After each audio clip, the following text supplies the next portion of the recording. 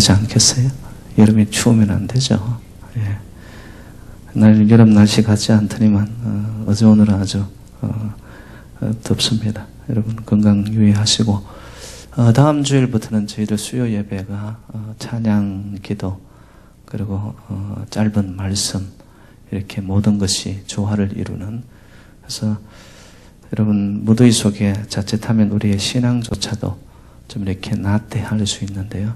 여러분 기도의 불을 당기고 또 찬양의 기쁨이 우리의 심령에서 솟아나는 그러한 복된 수요 기도회가 될 수 있도록 여러분 많은 참여를 부탁드리고 또 주위 분들에게 독려하셔서 같이 은혜 받는 그런 시간이 되었으면 좋겠습니다. 이 베드로가 쓴 베드로 전후서는요, 어떤 교리적인 말씀이라기보다는 굉장히 실천지향적입니다. 그래서 지난 수요일에도 제가 말씀을 나누었죠. 내가 부당한 대우를 받더라도 어떻게 하라고요? 예수 때문에, 하나님 때문에 그것을 참고 견디라는 거예요. 말도 안 되는 상황이에요, 이게 지금. 내가 이거 이해할 수 없는 상황이에요. 나는 잘못한 것이 아무것도 없는 상황이에요. 그런데도 그 상황 속에서 어떻게 받아들여라? 아, 예수님이라면 이것을 어떻게 했을까? 적용해 보라는 거예요. 이 삶 속에서의 적용과 실천을 이야기하는 거죠. 그러면 여러분 해답이 나옵니다. 내가 왜 이런 부당한 대우를 받아야 돼? 이런 상황 속에서 내가 당연히 대접을 받아야지. 내가 맞단 말이야. 이런 상황 속에서도 여러분 남을 짓누르지 말고 내가 좀 손해를 보라는 거예요. 그것을 이겨나가고 견뎌나가고 참다 보면은 결국 하나님이 그 중심을 보시고 하나님이 갚아주신다는 거예요. 부당한 상황 속에서도 참으라.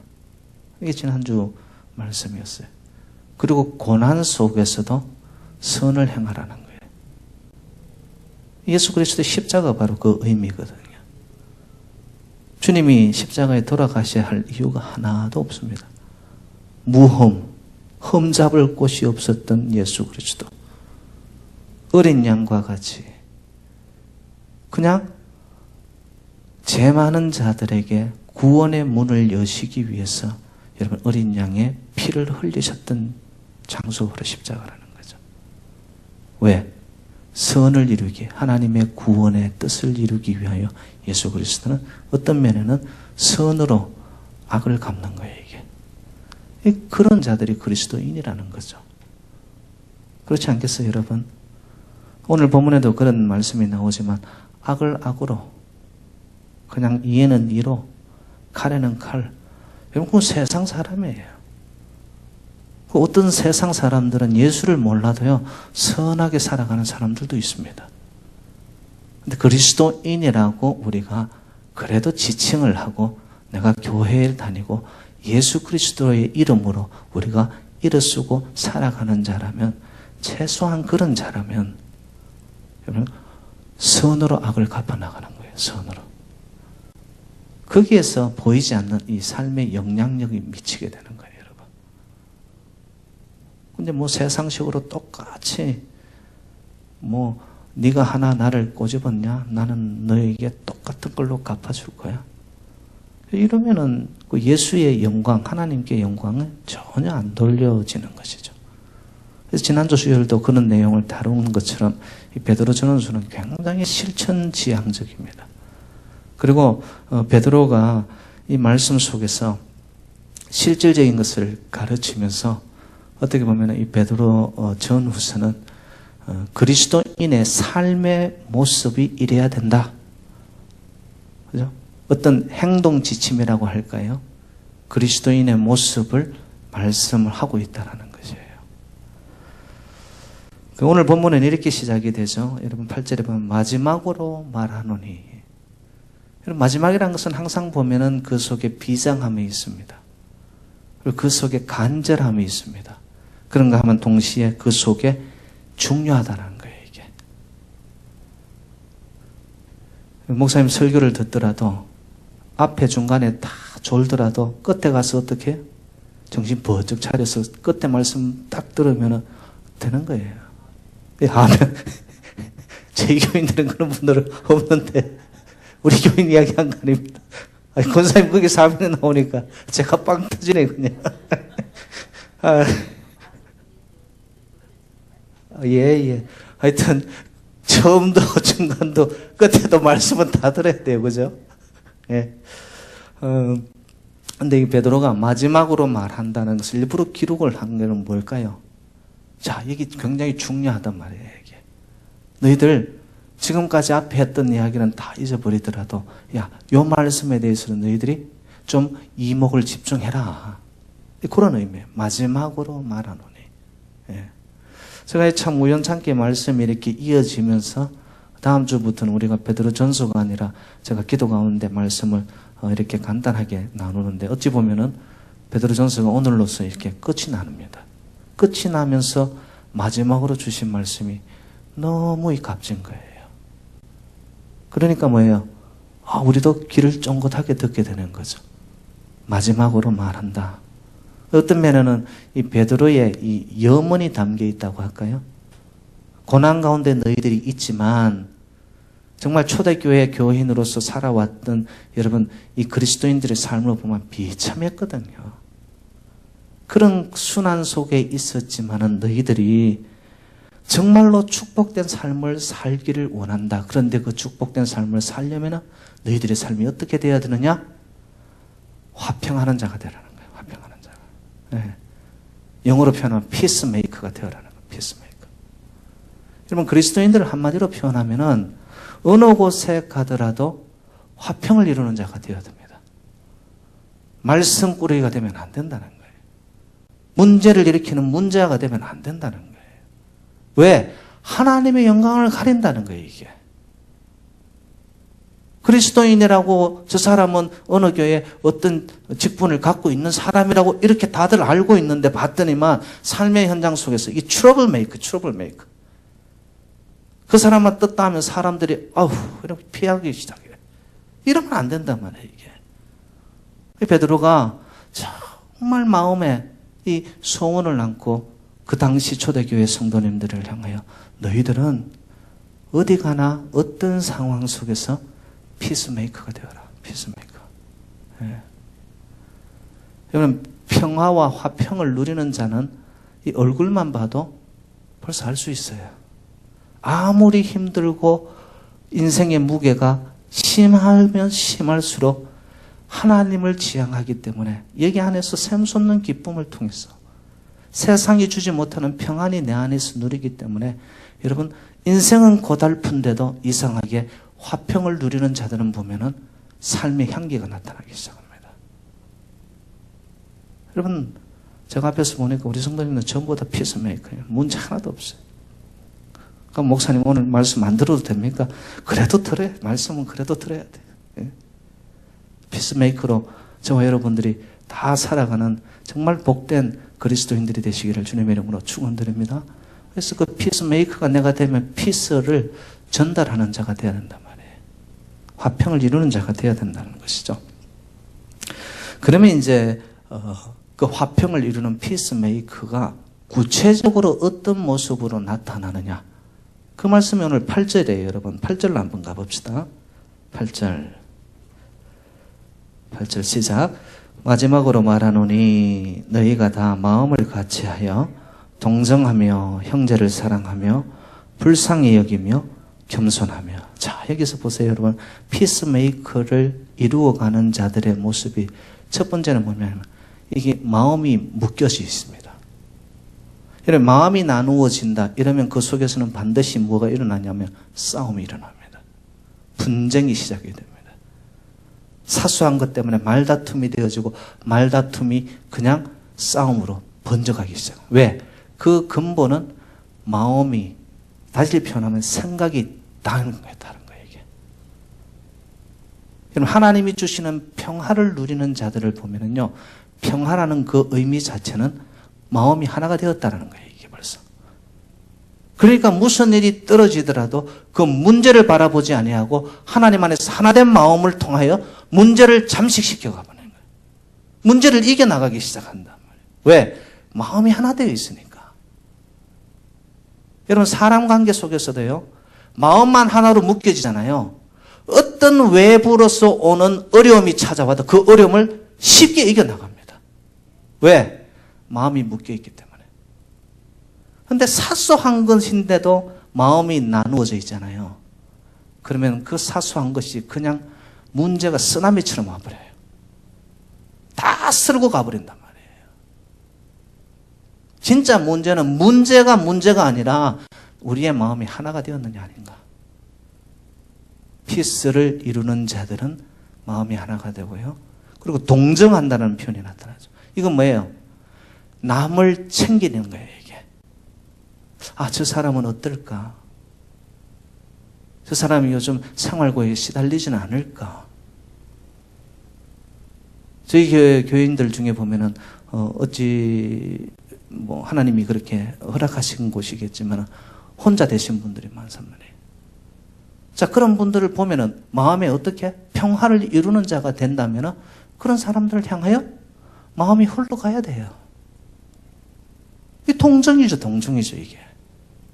달리 표현하면 오늘 본문 속에 보면 불쌍히 여기는 마음이란 말이에요, 이게. 하나님이 우리를 불쌍히 여기듯 정말 평화를 이루는 자들은 보면 서로를 챙기기 시작합니다. 그 챙김을 통하여 흘러가는 것이 뭐냐면 사랑이 흘러가기 시작하는 거예요, 사랑이. 그래서 여러분, 제단 안에 들어오면은요, 서로서로에게 힘이 되어주고 북돋아주고 용기를 실어주고 말 한마디에도 어떻게 하자? 그 사람을 일으켜 세우는 말을 해야 돼. 이렇게 세우는 말을 해야 돼요. 그 화평의 사람이죠. 오늘 여러분 10절에 보면 이런 표현이 있습니다. 혀를 금하여 악한 말을 그치며. 여러분, 제가 이 재단에서 누누이 말씀드리는 게 뭐냐면 말에는 힘이 있고 생명이 있다고 제가 말씀드리잖아요. 그러면은 가능하면은 세워주고 가능하면은 건설적인 이야기를, 말들을 할 때에 그 말을 통하여서 힘을 얻고 생명을 얻어가지고 서로가 함께 동반 상승하기 시작하는 거예요. 일어서는 거예요, 이게.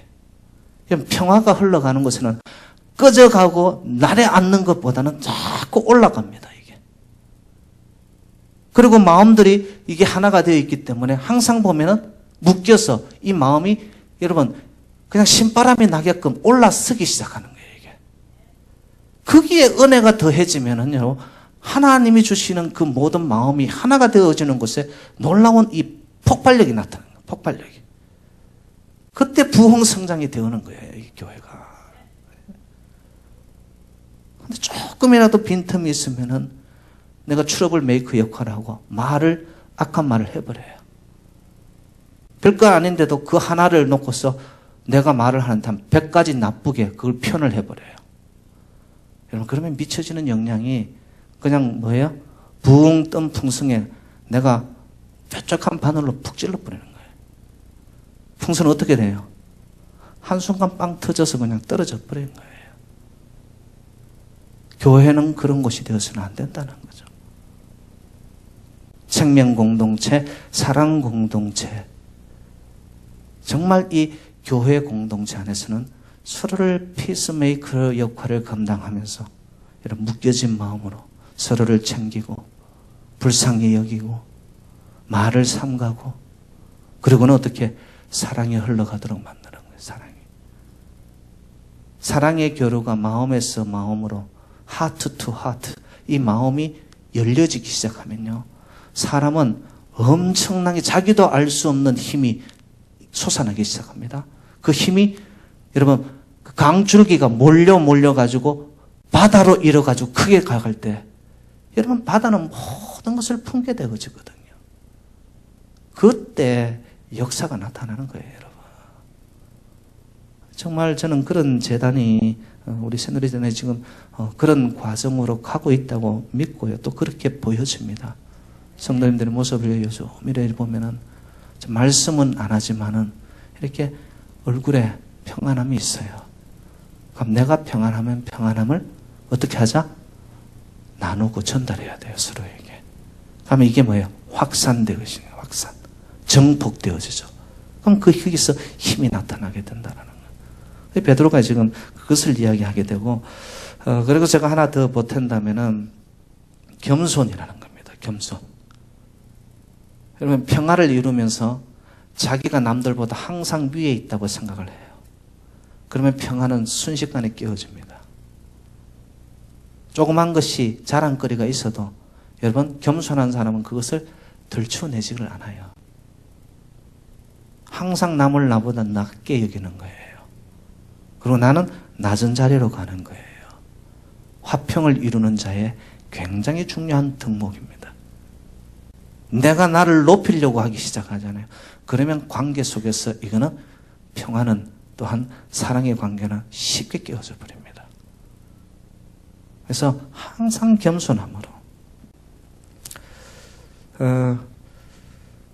뭐 우리가 피스메이커로서 이렇게 살고 싶어요. 또 살고 있습니다. 그죠? 서로에게 사랑을 나누고 동정하고 불쌍히 여기고 마음이 묶여져서 가고 더 나아가서 나를 스스로가 낮추고 겸손히 가는데도 여러분 살다 보면은 나는 이렇게 정직하게 성실하게 살아가는데도 주변에서 나를 놓고 욕하는 자들이 있어요, 없어요? 반드시 있습니다. 예. 끌고대는 자들이 있단 말이에요. 이때 어떻게 해야 되겠냐는 거예요. 악을 악으로 갚겠습니까? 누가 나를 욕한다고 해서 그냥 욕으로 그대로 갚아내겠습니까? 그게 아니라는 거죠. 평화를 이루는 자들의 모습을 봤더니만 9절에 악을 악으로 갚지 않고 욕을 욕되게 갚지 아니하고 도리어 어떻게 해버려요? 그것을 복을 빌어줘 버리는 거예요. 여러분, 평화는 여기서 시작됩니다. 이에는 일, 칸에는 칼. 누가 나를 찔러대었으니까 나도 똑같이 그대로 해주겠다고. 여기 사람이 악한 마음이거든요. 근데 평화를 이루는 자는 봤더니만 그걸 누르고 도리어 너는 그렇게 했음에도 불구하고 나는 어떻게 한다? 악을 선으로 갚는 거예요. 복을 빌어줘 버리는 거예요. 복을 빌어줘 버리면은 그때 누가 더 복을 받느냐? 내가 받아요, 여러분. 여러분, 부당하게 누군가가 나를 악하게 말하고 막 욕되게 말하더라도 그것을 꿀꺽하고 오히려 그 사람을 복을 빌어줘 보세요. 내 마음의 평화가 먼저 임합니다. 똑같이 대하려고 하다 보면 내 안에 있는 평화도 내가 상실하고 깨트려 버립니다. 그래서 베드로는 선한 방법이 아니다. 도리어 복을 빌고 그것을 위해 너희들은 부름을 받은 자들이고 그렇게 할 때 하늘의 복이 너희들에게 임할 것이다. 축복의 약속을 지금 주시는 거예요. 그게 9절 말씀이거든요. 그래서 제가 이제 시간 남은 허락한 시간 속에 조금 나누고 싶은 거는 여러분, 교회 신앙 생활을 하면서 중요한 거는 이 관계입니다. 관계. 하나님하고 나와의 관계.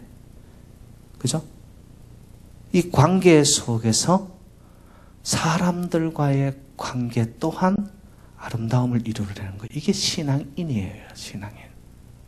제가 지난번에 한번 말씀을 드린 것 같은데 신앙생활이 깊어지면서 하나님하고 관계는 좋아요. 예배도 안 빠지고 기도도 열심히 하는데 봤더니만 이 관계가 문제가 터지기 시작하는 거예요. 아니죠, 이러면은. 그러면 평화는 깨어지는 겁니다, 여러분. 내가 하나님으로부터 은혜를 받았습니까? 내가 그 큰 사랑을 내가 누리고 생명이 내 안에 있다라고 믿으십니까? 그러면 이것을 가지고 어떻게 해야 된다? 우리는 삶의 현장 속에서 다른 이들과의 화평을 이루며 가는 이게 관계입니다. 관계. 그래서 저는 신앙은 이렇게 생각합니다. 관계 중심적이 돼야 되지 업적과 성과 중심으로 이것을 바라보기 시작하면 인생은 굉장히 비참해집니다. 저 사람은 저걸 잘하니까 박수 받고, 이 사람은 이것을 못하니까 뭐예요? 홀대 받고. 이러면 관계는 쉽게 깨어져 버립니다, 여러분. 관계는 오늘 말씀한 그대로 같은 마음에 서로를 불쌍히 여기고 동정하고 사랑하고 또 나를 낮게, 남들보다 나를 올리는 게 아니라 낮은 곳에, 그 속에서 아름다움이 꽃피어나기 시작한단 말이에요. 스탠포드 대학에서 이렇게 그 연구 자료가 나왔는데요.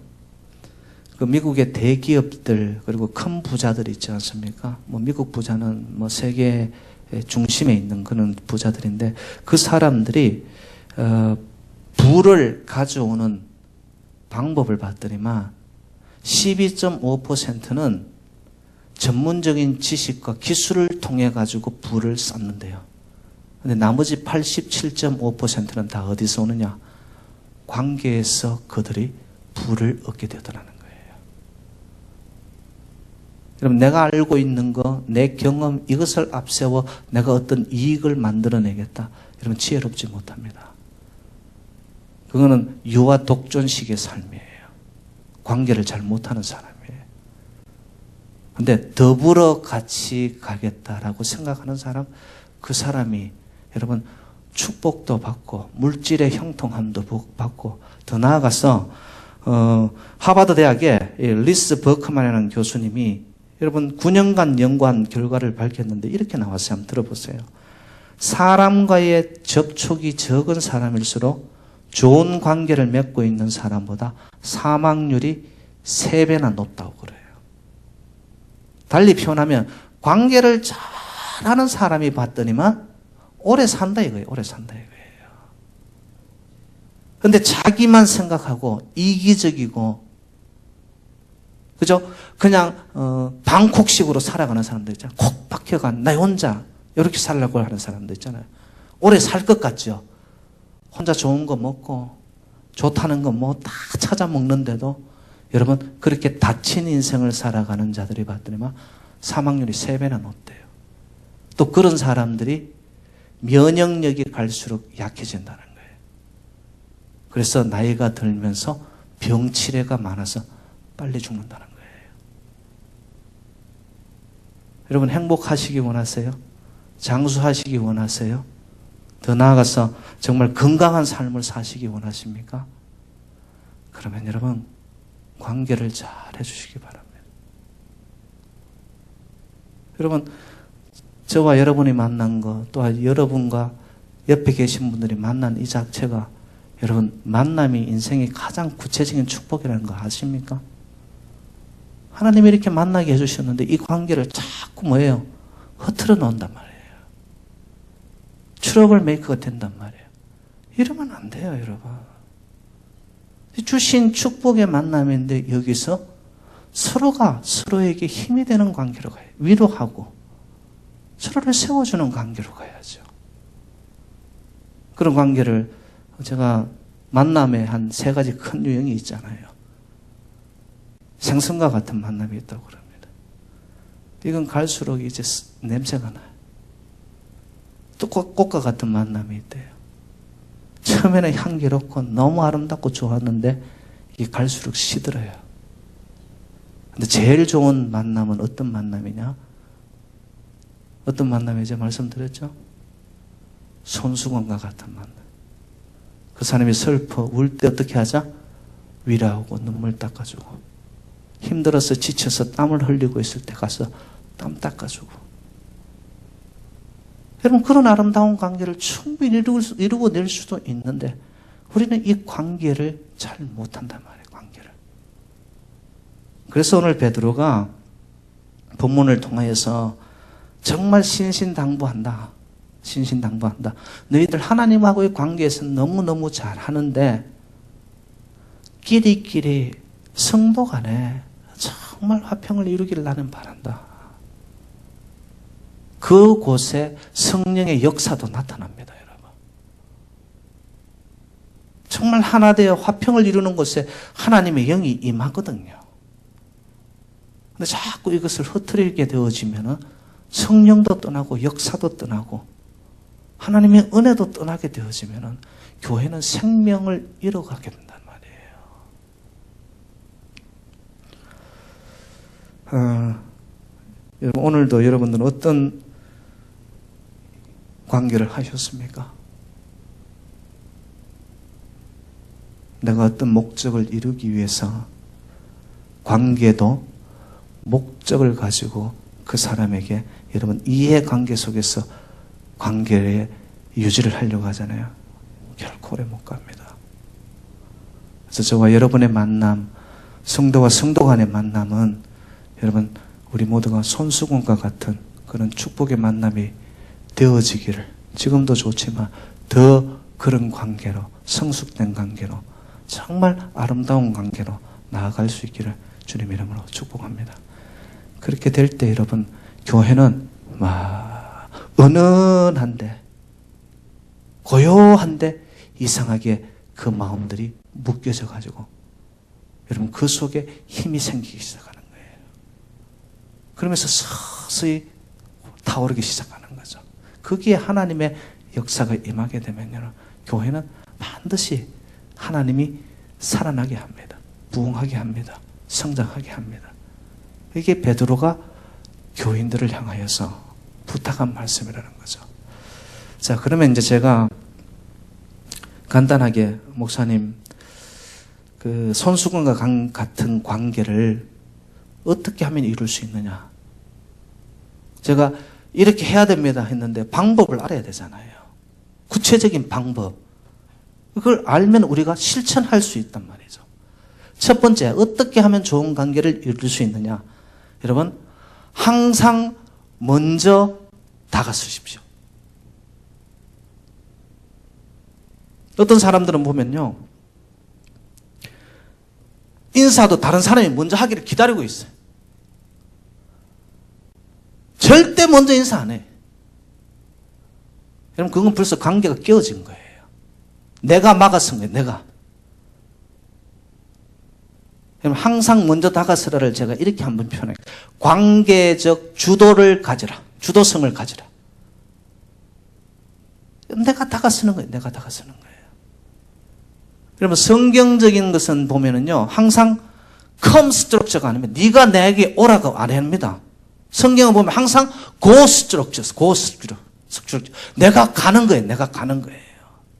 여러분, 신이신 하나님이 신이심에도 불구하고 인간 세상에 오셨어요. 먼저 다가오셨단 말이에요.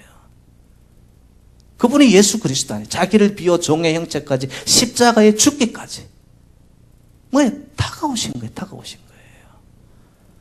여러분, 좋은 관계를 만들어내기 위해서는요, 내가 먼저 인사하고 내가 먼저 다가서세요. 다가서서 어깨도 두드려주고 손도 잡아주고, 여러분 거기에 이상하게 힘이 흘러갑니다. 여러분, 여기 계신 분들만 정말 서로가 먼저 다가서는 아름다운 관계가 이 자발적으로 나타나지 않습니까? 주도적인 관계가 이루어지지 않습니까? 우리 교회에 그냥 보이지 않는 다이내믹스가, 역동력이 막 흘러갈 거예요.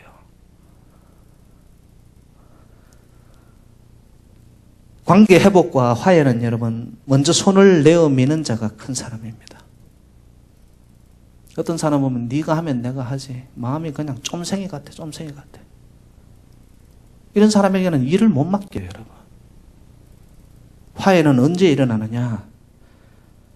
내가 먼저 다가설 때 일어나는 거예요. 어떤 사람은 기다리면서 혼자 상처받고 야단입니다. 저 사람이 나한테 전화해야 되는데, 저 사람이 먼저 나에게 다가와야 되는데, 그러면서 자기는 자기 자리를 딱 지키고 있어요. 이러면 절대적으로 화해는 일어나지 않습니다. 여러분, 저와 여러분들은 기다리면서 상처받는 어리석은 사람이 되지 말기를 바라요. 군사님, 그 아멘이 힘이 됩니다. 예? 내가 한순간 그것을 다가서고 한 걸음만 다가서면 모든 문제들이 눅눅듯이 사라질 텐데, 그게 안 됩니다. 그게 안 돼요. 그래서 오늘 8절 말씀은 내가 먼저 다가서는 것을 어떻게 표현했냐면 사랑이라고 이야기하고요, 불쌍히 여김이라고 표현하고요, 겸손이라고 표현했고요. 좀 더 실제적인 표현은 동정한다라고. 동정하려면 내가 어떻게 해야 돼? 내가 가만히 있는데 동정, 내 마음 있다. 알아요? 몰라요. 다가서서 표현되어질 때 그 아픔을 어떻게라도 반창고를 붙이듯 위로해 줄 때 그럼 거기서 서로를 향한 관계가 돈독해지기 시작하는 거죠. 묶여진단 말이에요, 이게. 여러분 기억하십시오. 항상 내가 먼저 다가서자. 내가 먼저 다가서자. 인사도 내가 먼저 여러분 잘 오셨습니다. 네? 항상 저는 여러분 보면 이렇게 인사하잖아요. 내가 먼저 하는 거예요. 내가 먼저 하는 거예요. 두 번째, 할 수 있는 한 협력하라. 협력하라. 달리 제가 표현한다면 적극적인 관계를 가지라는 겁니다. 여러분 힘들게 하는 사람이 있습니다. 반드시 있습니다. 까탈스러운 사람 있어요. 그런데 그런 사람들을 놓고서 어떻게 내쳐버리고 저 인간은 원래 저래 이러면 안 됩니다.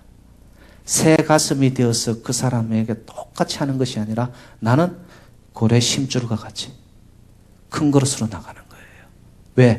협력을 이루기 위해서. 협력을 이루기 위해서. 여러분 뭐 어린아이 같이 잘 삐지고 털어지고 하는 사람들이 있습니다. 그런 사람들은 협력을 잘 못합니다. 근데 협력하는 사람들은 보면 가슴이 벌써 커요. 그리고 그런 사람들은 화목을 이루어냅니다. 오늘 본문 9절에 보면 이런 표현이 있죠. 도리어 복을 빌라.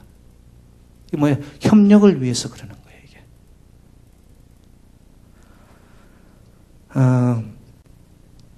여러분 그 벌과 이 꽃의 관계를 표현한 아주 좋은 문구가 있습니다. 제가 한번 읽어볼 테니까 여러분 들어보세요. 벌은 꽃색에서 꿀을 따지만 꽃색에 상처를 남기지 않습니다. 오히려 열매를 맺을 수 있도록 꽃을 도와줍니다.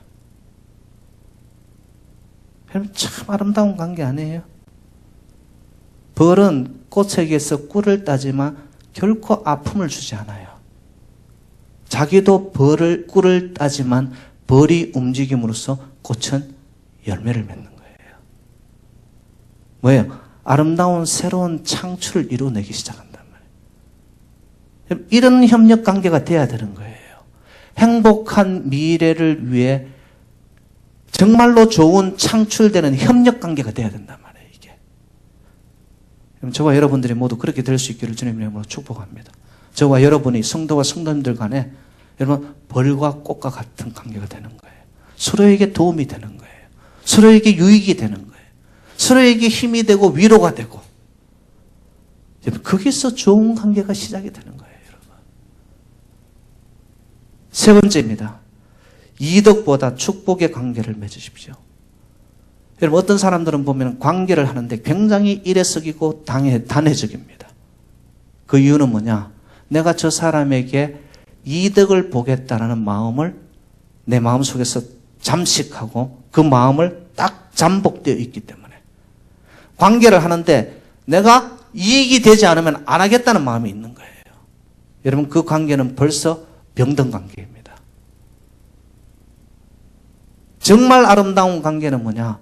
관계와 만남 그 자체가 순수한 거예요.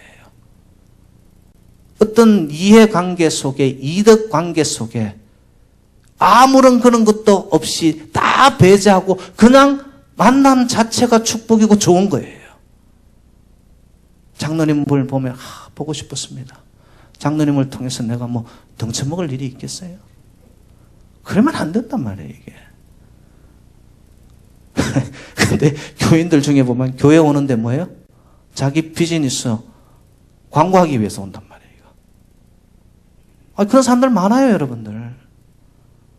목사님한테 자기 광고 비즈니스 주면서 뭐예요? 교회 무슨 책자가 나올 때 이름 좀 올려달라고. 사람들을 만나는데도 자기 비즈니스 확장을 위해서 만나요. 여러분, 거기에는 아름다움도 축복도 순간 떠나갑니다. 여러분, 사람들이 얼마나 영악하고 사람들이 여러분 영적인 동물이라 가지고 정확하게 봅니다. 저 사람이 나에게 왜 다가오는가? 정말 아름다운 관계를 위해 다가오는가? 나를 이용해 먹으려고 오는가? 알아요. 안단 말이에요. 좋은 관계를 위해서는 여러분 이득보다는 축복하는 관계, 순수한 관계로 유지가 되어 가야 됩니다. 성경상에 제가 예화를 하나 들게요. 사울은 이스라엘의 초대 왕이었습니다. 그가 누렸던 명예와 권세는 말할 것도 없죠. 그런데 사울은요, 시간이 지날수록 사람들이 자기 곁에서 다 떠나갑니다. 다윗은 어떻게 됩니까? 쫓기고 도망자, 수없는 인생의 환란을 겪지만 이상합니다. 시간이 지날수록 다윗에게는 사람들이 몰려듭니다. 차이가 뭔 줄 아세요? 축복의 공유예요. 축복의 공유. 다윗은 전쟁을 치르던 어떤 상황 속에서 자기에게 전리품이 생기든 무엇이 생기면요, 이것을 똑같이 나누었어요. 그러니까 그를 따르는 자들이 다윗하고 같이 가면 행복한 거예요. 그리고 자기가 덕이 되는 거예요. 여기서 덕은 내가 이용해 못하겠다는 덕이 아니라 함께 누리는 기쁨이 있는 거예요, 이게. 그러니까 사람들이 몰리기 시작하는 거예요, 여러분. 저와 여러분들도 좀 다윗과 같은 인물이 되시기를 주님 이름으로 축복합니다. 주변에 사람들이 갈수록 몰려. 근데 시간이 지날수록 나는 외로운 섬과 같이 돼요. 하루 왼종일 지났는데도 전화 한 통 없어, 누구로부터. Nobody loves me. 누구도 나를 사랑하는 사람이 없구나. 이러면 인생이 괴로워지는 거란 말이에요. 그래서 여러분, 인간관계, 하나님하고의 관계, 인생은 관계입니다. 관계. 그래서 예수님이 우리에게 주신 그 실천 지침이 있죠. 마가복음 10장 45절에 보면 인자가 온 것은 섬김을 받으려 함이 아니라 오히려 섬기려 대속물로 주기 위해 오셨다고. 예수님의 삶을 따라가면 그곳에서 관계의 해답이 나옵니다. 내가 높임 받으려고 하고 대우 받으려고 하고 그냥 섬김 받으려고 하고 항상 사람들의 이목에 박수갈채를 받으려고 하고, 여러분 올라가는 것은 순간인데 여러분 이게 한순간 구멍 빠진 것처럼 바람이 싹 빠지면 내려앉는 거예요. 그런데 섬기는 자로 항상 낮은 자로 있는데 여러분 그 섬김의 자리는 영원합니다. 그리고 그 사랑과 섬김과 헌신과 이것이 하늘에서 해같이 빛나요. 영원까지 이어지는 거예요. 여러분 그런 관계를 정말 우리 제단 안에서 여러분 도리어 복을 빌어주세요. 그리고 악을 악으로 갚지 말고 욕을 욕으로 갚지 말고 선한 것으로 축복으로 갚아버리세요.